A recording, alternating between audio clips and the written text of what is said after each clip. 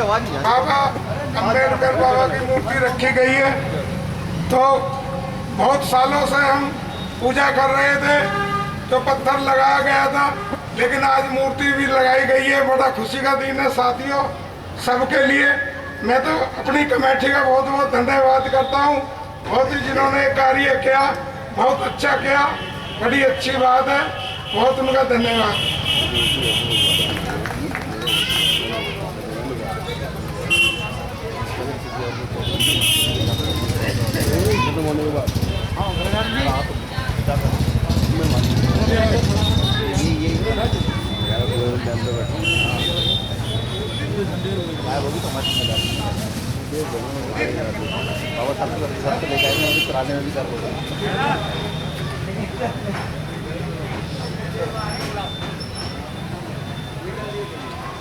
चलो धन्यवाद मोहनी जी। और हमारे बीच में हमारे बहुत ही सुलझे हुए हमारे बड़े सीनियर गजिस्ट्रेट अफसर, पूर्व गजिस्ट्रेट अफसर भाई श्री मलखान सिंह जी भी यहाँ उपस्थित है। मैं उन्हें आमंत्रित करूंगा कि वो आए मंच पर और अपने विचार रखे। भाई मलखान सिंह जी, अब तो पूर्ण गए, अब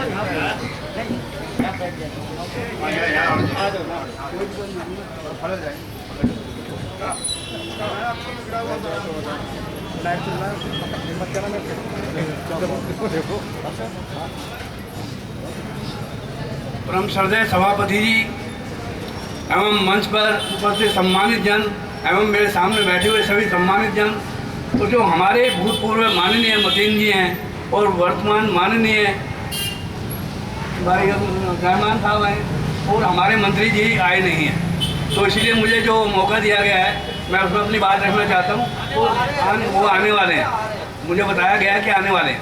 मैं इस अवसर पर ये कहना चाहता हूँ, सबसे पहले तो मैं आपको सबको धन्यवाद देना चाहता हूँ।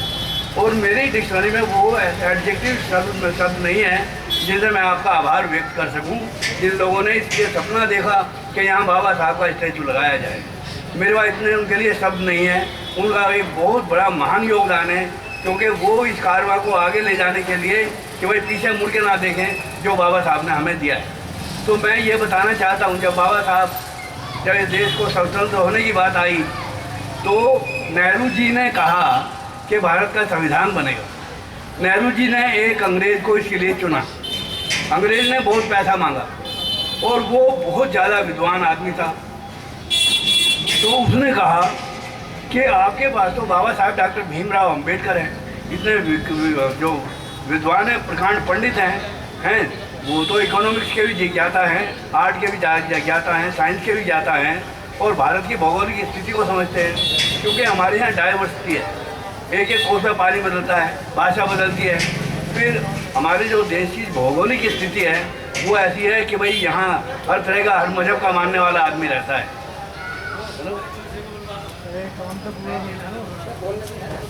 हाँ, तो हर मजहब का मानने वाला आदमी रहता है। तो ऐसे में संविधान कैसे बनाया जाए, इसके लिए अम्बेडकर से बेहतर कोई मिल नहीं सकता, क्योंकि नेहरू में जो बाबा साहब के सामने नेहरू जी कम टिक पाते थे, क्योंकि बाबा साहब इतनी तार्किक बात करते थे कि वो लाजवाब हो जाते थे। तो वो नहीं चाहते थे कि बाबा साहब ये संविधान बनाएं, लेकिन फिर वो खुद गए, उन्होंने कहा ये काम आप अम्बेडकर जी से कराएं और ये संविधान एक ऐसा अनोखा संविधान बनेगा जिसे दुनिया देखेगी।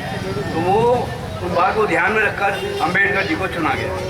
तो अम्बेडकर जी ने इसलिए शहर स्वीकार करा बिना लाभ के लालच के। उन्होंने कहा जब यहाँ मुसलमान सल्तनत राज कर गई तो उन्होंने लाल किला बना दिया, जामा मस्जिद बना दी, कुतुब मीनार बना दी, अपनी इमारतें बना दी। एक याददाश्त से हम कहते हैं मुसलमानी सल्तनत ने यहाँ शासन किया। लेकिन जब अंग्रेज आए तो अंग्रेज ने यहाँ नॉर्थ ब्लॉक बनाया, साउथ ब्लॉक बनाया, इंडिया गेट बनाया, पार्लियामेंट बनाई, बड़ी बड़ी इमारतें बनाई, चर्च बनाए, समझे जी। तो अब बाबा साहब ने कहा मैं भी एक ऐसा काम करना चाहता हूँ। हाँ, ये देश हमारा है, हम यहाँ के मूल नागरिक हैं और हमारा कुछ है नहीं, तो बाबा साहब ने इस बात को स्वीकार कर लिया कि मैं एक ऐसा संविधान बनाऊंगा जो अपने लोगों को ऊपर उठाने का काम करेगा, जो सदियों से दबे खुचरे हैं, जिनको मैंने ऑलरेडी फेस किया है, मैं उसको उस गरीबी से और उस जो है मतलब जो डिप्रीवता है उससे मैं निकालना चाहता हूँ। जो डिप्रीव में समाज है, जो एट्रोसिटीज़ हुई हैं, उससे मैं उभारना चाहता हूँ। तो बाबा साहब को जब ये मौका मिला तो बाबा साहब ने संविधान की रचना की। तो नेहरू और गांधी बीच में आ गए, कहने लगे नहीं, जो 8वीं पास है वो 1 वोट डालेगा, और जो इनकम टैक्स देता है वो वोट डालेगा, और जो राजे रजवाड़े हैं वो वोट डालेंगे। तो बाबा साहब ने कहा कि मेरा जो 80% लोग हैं वो तो वंचित रह जाएंगे, वो तो पहले भी ऐसे ही थे, आज भी ऐसे ही है। तो उन्होंने कहा ये गलत बात है, हिंदुस्तान के अंदर यहाँ के नागरिक हैं, उनका अधिकार होना चाहिए। उन्होंने ये चाहे महरानी हो चाहे महारानी हो, दोनों के वोट की कीमत दे। और इसको बड़े लड़के लिया था कि क्योंकि सारे तालों की किताब वो जो है चाबी जो होती है वो वोट है, और सारे ताले खुलते हैं उससे, सारा प्रजातंत्र उसके हाथ में मुट्ठियों में होता है। जैसे आज मोदी जी नचा रहे हैं ना, मोनोपोली कर रहे हैं ऐसे। तो आप उन्होंने कहा भाई हमारा आदमी है, हमारा अपने आदमी को लाएंगे और जीत जाएंगे। लेकिन अफसोस कि हमारे आदमी उनकी बात को नहीं समझ सके और कारवां पीछे चलता चला गया। हमें इस बात को गंभीरता से लेना है। दूसरी बात यह है, आरएसएस और बाबा साहब के बड़े मतभेद हैं। तो बाबा साहब जो थे चाहते थे कि भाई ये जो समता मूलक समाज हो, उन्होंने प्रस्तावना में भी लिखा है, सामाजिक न्याय की बात करी है, इकोनॉमिक की बात करी है, सामाजिक बराबर और सामाजिक न्याय की बात करी है बाबा साहब ने। तो बाबा साहब का बहुत बड़ा योगदान रहा। तो बाबा साहब जब मंत्री बने तो उन्हें 4 मंत्रालय दिए गए। मुख्य मंत्रालय था उनका कानून मंत्रालय। तो बाबा साहब ने संविधान के अंदर इंस्टीट्यूशन बनाए और इंस्टीट्यूशन को काम सौंपा, इंडिपेंडेंट ऑटोनोमस बॉडी बनाई गई। उन ऑटोनोमस बॉडी में हमारा सुप्रीम कोर्ट, हमारा जो है यूपीएससी, इलेक्शन कमीशन, इस प्रकार सीबीआई। लेकिन आज उन सीबीआई का वोट तो हमारा ले रहे हैं और उनका जो हमारे खिलाफ ही प्रयोग किया जा रहा है। जो ये शपथ लेकर आ रहे हैं, संविधान की शपथ लेते हैं, हम सबसे समानता का व्यवहार करेंगे। मैं एक बात पूछना चाहता हूँ, जब योगी जी ने वहाँ शपथ ली तो उन्होंने पहले ये कहा, शपथ लेने के बाद आज एक धर्म की लड़कियों को हिंदू बनाया जाएगा। पहला वर्ड यही था। ये ऑन रिकॉर्ड है, मैं नहीं कह रहा, ऑन रिकॉर्ड मेरे पास है। दूसरी बात उन्होंने कहा वहाँ पर चिन्हदार थे, जो लॉ कमेटी है उसके चेयरमैन है, वो मंत्री भी थे और विधायक भी थे और सेंटर में भी रहे। उन्होंने एक लाख की लड़की के साथ बलात्कार कर दिया। वो 23 साल की लड़की थी और वो लड़की घर से गायब हो गई और वो उसे बलात्कार करते रहे। जब वो लड़की आई तो उसने घर सारी बात बताई तो पुलिस में गई, पुलिस ने रिपोर्ट दर्ज नहीं करी। आपको पता है कि वहाँ तो मोदी योगी जी बैठे, इधर मोदी जी उधर योगी जी, कोई बोलने वाला नहीं है। आखिर उसका जब हाईलाइट हुआ मामला तो मामला आया तो उसके खिलाफ केस दर्ज हुआ 376 IPC। वो उसको जेल हुई, जेल में पड़ा रहा, उसको जमानत मिली। अब जमानत मिली तो उस लड़की के रिश्तेदारों को, क्योंकि सारा शासन प्रशासन इनके हाथ में, इन्होंने उस लड़की के ऊपर दबाव डाल दिया, उसके माँ बापों के ऊपर दबाव डाल दिया और ये जान से मरवा सकते हैं। आखिर उन्होंने क्या काम किया, उस लड़की ने 164 के बयान जा करके बदल दिए कि मेरे साथ कोई बलात्कार नहीं हुआ। उसका तो बलात्कार नहीं हुआ, चलो वो तो चली गई बलात्कार होने के बावजूद, क्योंकि इनके हाथ में लठ है, माइट इज राइट है, जिसकी लाठी उसकी भैंस। वो लड़की जेल में हो गई, अब उसको सज़ा तो होनी है, 3 से 7 साल की सज़ा हो गई उसको, और उसका कैरियर ख़राब हो गया, उसके घर वालों का कैरियर ख़राब हो गया। तो आप ये देखो, ये लोग हमको नीचा दिखाने के लिए हमारी बहन बेटियों के साथ अब बलात्कार ये नहीं करते, उन्हें दिखाते हैं कि तुम्हारे साथ जो हम कर रहे हैं, तुमको जहाँ से चले थे वहीं आ जाएंगे। बाबा साहब ने इसी चीज़ का विरोध किया था कि ये जो हिंदू धर्म में गुलाम बनाने की व्यवस्था है, और हिंदू धर्म क्या है आप गृह मंत्रालय से पूछो, उसको नहीं पता। वो कह रहे हिंदू धर्म तो एक विचारधारा है। अरे कैसी विचारधारा है? हिंदू धर्म विचारधारा है, क्या विचारधारा है? कोई बताओ ना। हिंदू का धर्म क्या है, मुसलमान का धर्म है, सिख का धर्म है, सब कुछ है, तुम्हारा क्या है? तो बाबा साहब हिंदू कोड बिल लेकर के आए। जब नेहरू ने कोड बिल नहीं माना तो उन्होंने तभी त्यागपत्र दे दिया था। 1 घंटे के अंदर अंदर वो एक तिलक मार खाली कर दिया और अपने वहाँ जाकर के करोल बाग में किसी दोस्त के घर 10 बाई 10 के कमरे में रहने लगे। तो ये उन्होंने एक उदाहरण प्रस्तुत किया था, वो थे हमारे नेता। अब सवाल ये है, अब बलात्कार हुआ कहाँ? गोरखपुर को भूल गए, 60 बच्चे मरे, 1200 बच्चे एक साल में भूख से मरते हैं यूपी में, और बलात्कारों की गिनती नहीं है। और कुलदीप सेंगर ने बलात्कार किया, उस लड़की के बाप को थाने में पिटवा दिया गया। वो जब लड़की तारीख पे आ रही थी तो उसका एक्सीडेंट ट्रक से करवा दिया, उसकी मौसी और चाची की डेथ हो गई वहीं पर। वो लड़की दिल्ली के हॉस्पिटल में पड़ी रही, इलाज हो गया, ठीक हो गई। अब उसको बचाने के लिए योगी जी के पास टाइम नहीं था, उसको बचाने के लिए टाइम था, सारा असला एक हो गया। एक सोनभद्र की बात है, 11 आदमियों को जिंदा मार दिया गया और वही जेसीबी ला करके उसको दबा दिया गया। एक चीज़ और, अब हम यहाँ आप ये देखिए, आपके हाथरस में घटना घटी, हमारे ही समाज के भाई की लड़की को, हमारी बेटी को बाबा साहब ने कहा हम भारत के लोग मीन हम भारतवासी हैं, पहले हमारी जाति बाद में है। तो हम भारत के लोग की बेटी, एक जानवरों ने उसके साथ कितना इन्होंने अत्याचार किया, यौनाचार किया, बलात्कार किया। और फिर उसके घर को उसको वो लड़की 14 दिन तक तड़पती रही। वो अलीगढ़ में गई, वहाँ पर उसकी मेडिकल रिपोर्ट को गलत कराया, वो दिल्ली में आई, क्योंकि दिल्ली में भी इनका शासन है। यहाँ भी ऑल इंडिया में गलत सफदरजंग में गलत रिपोर्ट ली गई।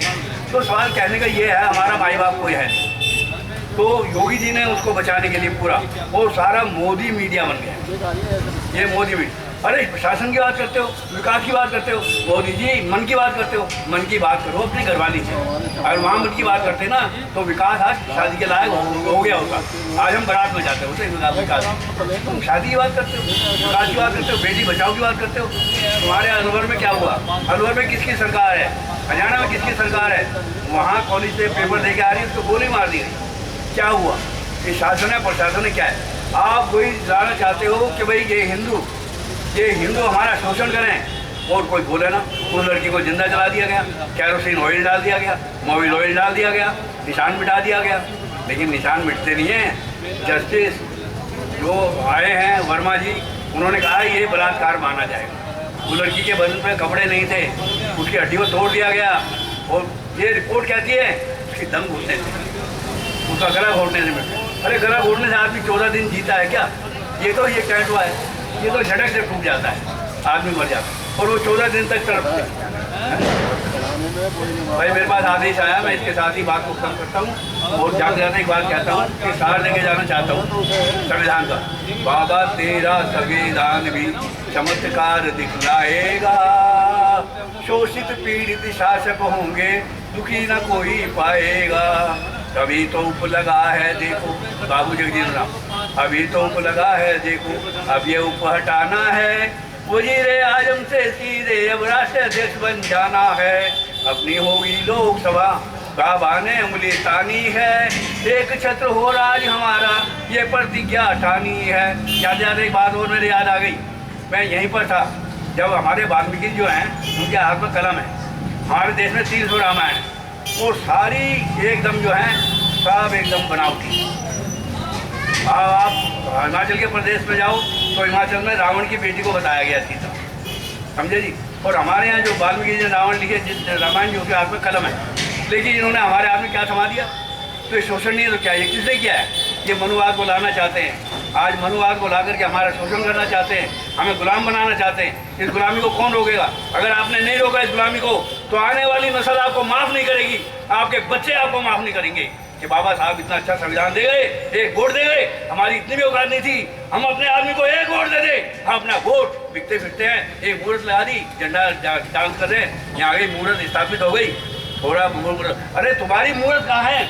मुझे वाल्मीकि की मूर्त बताओ ना किसी मंदिर में। ये हनुमान मंदिर बताओ, वाल्मीकि की मूर्त बताओ, भगवान बुद्ध की मूर्त बताओ, शिव मंदिर के अंदर कौन सी वाल्मीकि की मूर्त लगी? और आप जाते हो, अरे सबरी के टूटे पेड़ खा लेते हो। सबरीमाला के मंदिर में जाने से छुड़ुला शर्म आनी है, तुम मरो। अरे तुम बात करते हो जातिवाद की, जातिवाद के नाम पर तुम इंसानियत के नाम पर कलंक। अरे सूरज का रंग एक है, हवा का रंग एक है, पानी का रंग एक है, दूध का रंग एक है, गरीब की बेटी हो या अमीर की बेटी हो, दोनों की अस्मत का रंग एक है। तो तुमने ये क्या बनाया हुआ है? देश का ढर्रा बिगाड़ना चाहते हो? हिंदू मुसलमान के साथ जाति है उन्माद फैलाना चाहते हो या नफरत फैलाना चाहते हो?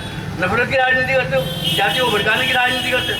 इसलिए चीज़ आपको समझनी होगी। और ये प्रचार करना होगा, अपने लोगों को समझाना होगा कि वोट ध्यान से डालना है, वोट हमारा बहुत कीमती है। अंत में जाते हुए सभी का धन्यवाद, सबका मैं धन्यवाद करता हूँ।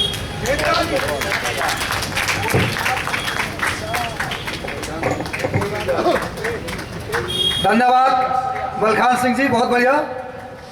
और हमारे बीच मेरे बड़े भाई तुलसीराम जी, भाई जगराम जी, श्री रामानंद जी, भाई मंगत राम जी, श्री विनय गहरवाल जी, वीरेंद्र वेद जी, देवेंद्र जी, दिल्ली पुलिस वाले यहाँ हमारे बीच उपस्थित है। मैं उनका भी तहे दिल से धन्यवाद करता हूँ।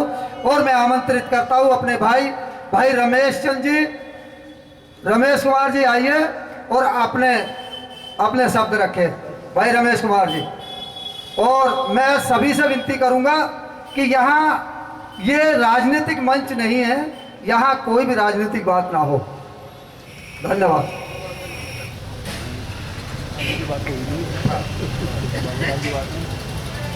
महाकारणी तथागत भगवान गौतम बुद्ध के चरणों में नमन करते हुए बोधिसत्व बाबा साहब डॉक्टर भीमराव अंबेडकर जी को चरणों में कोटि कोटि नमन करते हुए यहाँ पर मंच पे बैठे सभी उपस्थित आए हुए सभी महानुभावों को मेरा जय भीम, जय भारत।